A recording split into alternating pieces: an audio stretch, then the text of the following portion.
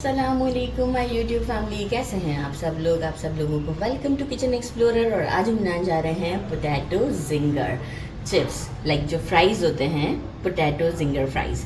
तो जल्दी चलते हैं कि सेटअप बहुत छोटा सा है, सेकंड सेटअप भी बहुत छोटा है। 2 पोटैटोज़ ले लिए हैं, मीडियम साइज़ के हैं, और ये बोल में हमने ठंडा पानी ले लिया है। इसे इवनली मैंने पहले पील कर लिया है और अभी भी ठंडे पानी में डाल दिया था क्योंकि थोड़ा टाइम था मुझे वीडियो शूट करने में। अच्छा, यहाँ पे मैंने ले लिया है पोटैटो चिप्स बनाने की जो मेरे पास कटिंग मशीन है वो। अगर आपके पास नहीं है तो आप बिल्कुल जो है वो हाथों से भी इसे कट कर सकते हैं, लेकिन देखें इवनली कट करना है। और ये मैंने इसके छोटे साइज़ वाला लिया है, बाकी इसके एक बड़े साइज़ से भी कटिंग होती है। तो यहाँ हम इजीली इसे देखें, अब मैं आपको दिखाऊँ, ये सारे इवन होंगे। इवन होते हैं ना, तो इससे आपके फ्राइज़ बहुत ही अच्छे बनते हैं। इस तरह से हम इसे कट कर लेते हैं और बहुत जल्दी काम भी हो जाता है। मेरे घर में तो फ्राइज़ बहुत खाए जाते हैं, तो मैं इसी तरीके से ये बना लेती हूँ, तो इजी रहता है मुझे। चलिए जी, ये हमारा काम हो गया। अब हम क्या करते हैं, बस पानी यही हमारा ठंडा है, इसमें हम इसे 1 आवर के लिए रख देते हैं। आफ्टर 1 आवर मैं क्या करूँगी, इसी पानी से इसे स्ट्रेनर से स्ट्रेन कर दूँगी और एक कपड़ा बिछाकर इसे ड्राई कर लूँगी। ड्राई करना ज़रूरी है बिफोर जो भी हम कोटिंग करेंगे जिंगर की। तो बस इसके बाद छोटा सा सेटअप है, सिंपल सा जिंगर कोटिंग का। मिलते हैं 1 घंटे के बाद। आफ्टर 1 आवर हमने इसे एक कपड़े पर रख दिया था और ड्राई कर दिया। ड्राई करना इसलिए थोड़ा ज़रूरी है क्योंकि जो हम आगे कोटिंग बना रहे हैं ना, उसमें हम एग वाइट का यूज़ करेंगे। तो अगर इस पर थोड़ा सा पानी लगा हुआ होगा तो क्या होगा कि ये अच्छे से कोट नहीं होगा। तो इस वजह से बस थोड़ा सा हमने इसे यहाँ पर कर दिया। इसे करते हैं साइड पर। साथ में हमारा जो दूसरा सेटअप है वो कुछ यूँ है कि यहाँ मैंने एक बोल में लिया है 1 कप मेजरिंग मैदा कॉर्नस्टार्च लिया है और 2 कप हम यूज़ करेंगे मैदा। साथ में हम सीज़न करेंगे विद सॉल्ट, गार्लिक पाउडर, और ये हम कब यूज़ करेंगे ये मैं आपको बताऊंगी चीज़ें। बेकिंग पाउडर यूज़ करेंगे, not baking soda, 1.5 teaspoon, 1 teaspoon black white paper, 1 teaspoon oil, 1 table spoon. पानी हमें कितना चाहिए जो कि कंसिस्टेंसी मैं आपको बताऊंगी, और एक एग वाइट। थोड़ा वेदर की वजह से एग वाइट में थोड़ा सा यॉक चला गया तो कोई इशू नहीं है। यहाँ हम सबसे पहले एक काम कर लेते हैं कि ये कॉर्न स्टार्च को भी मैंने सीव की हेल्प से छान दिया था। थोड़ा सा लाइटर हो जाता है आप अगर कॉर्न स्टार्च को और मैदा को सीव से छान लेते हैं, तो काम हमारा आसान हो जाता है। अच्छा, अब हम क्या करते हैं, 1 teaspoon garlic powder, 1 teaspoon white paper. Season आप अपनी मर्ज़ी से भी कर सकते हैं, कोई इशू नहीं है। मतलब मैं थोड़ा सा वाइट पेपर की क्वांटिटी बढ़ा रही हूँ ताकि अच्छा स्पाइस भी हमें मिलेगा। तो हम ये डाल देते हैं इसमें, और 1.5 टीस्पून हम डालेंगे इसमें सॉल्ट।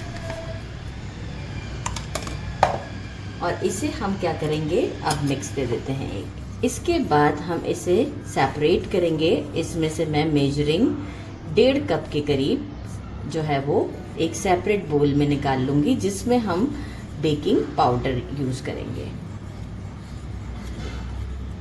अच्छा, सेपरेट कर लिया है, 1 टीस्पून बेकिंग पाउडर डाल दिया सेपरेट। जिसमें किया है वो इसके साथ लिड भी है ताकि मेरा काम थोड़ा सा आसान हो जाएगा।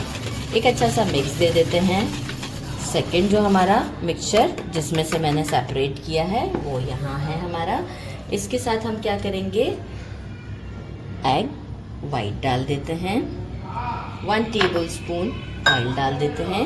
अच्छा, ऑयल से भी आप स्किप नहीं कीजिएगा, अच्छा सा जो है वो क्रिस्पी कोटिंग हो जाती है। तो 1 टेबल स्पून हमने ये भी डाल दिया। और साथ ही में हम क्या करेंगे, थोड़ा थोड़ा पानी डाल के इसका एक मिक्सचर रेडी करते हैं। बैटर कह लें, तो वो बहुत ज़्यादा ना थिक होगा ना बहुत ज़्यादा थिन होगा, ताकि हमारे पोटैटोज़ के ऊपर कोटिंग अच्छी सी हो जाए।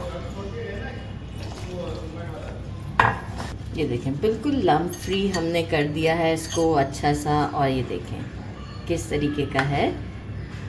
तो ये हम इस तरीके का रेडी करेंगे। बहुत थिन कर देंगे तो भी कोटिंग में बहुत मज़ा नहीं आएगा, तो इसलिए हम ये सब चीज़ें प्रॉपर वे से करेंगे। पोटैटोज़ जो हमने ड्राई करके रखे थे वो इसे हम इसमें मिक्स कर देते हैं और फिर हम इसकी कोटिंग करेंगे।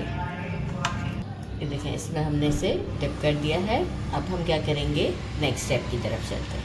अब हम क्या करेंगे, इस तरीके से थोड़ा सा और डिप करते हुए इसे हम 4 से 5 आप डाल दें, 6 डाल दें, जितने आपको कन्वीनियंट आपको लगता है। क्योंकि मैंने बोल छोटा लिया है तो मैं इसे इस तरीके से डालूँ। अब हम क्या करेंगे, इसे लिड लगाकर शेक कर लेते हैं। अच्छा, दबा दबा के नहीं प्रेस करना है, जस्ट शेक करें। इतनी अच्छी कोटिंग हो जाएगी। आप एक साथ भी बहुत सारे भी डाल सकते हैं, ऐसा नहीं है, लेकिन मैं थोड़ा वीडियो लॉन्ग ना हो तो इसलिए ऐसा कर रही हूँ। ये आप चेक करें कितना ज़बरदस्त इसके ऊपर कोटिंग आ गई है। बस इस तरीके से हम सारे रेडी करते हैं और चलते हैं स्टोव की तरफ। ऑयल में मैंने एक फ्राइज को डाल के चेक किया है, इतना ही बबली होना चाहिए। इस वक्त फ्लेम मीडियम टू हाई के दरमियान है।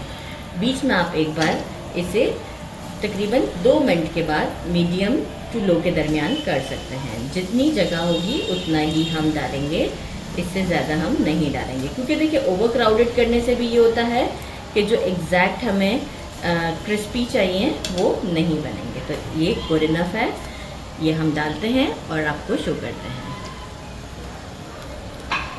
ये देखिए, डन हो चुके हुए हैं, क्रिस्पी हैं। सीध में निकालते हैं, सेकंड बैच को रेडी करते हैं।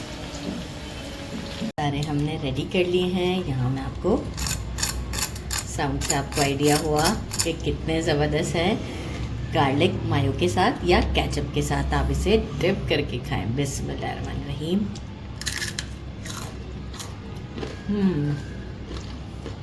साउंड से ही आपको आइडिया हो गया होगा कि कितनी अच्छी कोटिंग है और बहुत ही डिलीशियस है। ज़रूर ट्राई कीजिएगा। मेरे चैनल को लाइक और सब्सक्राइब करना नहीं भूलिएगा। अपना ख्याल रखिएगा। अल्लाह हाफिज़।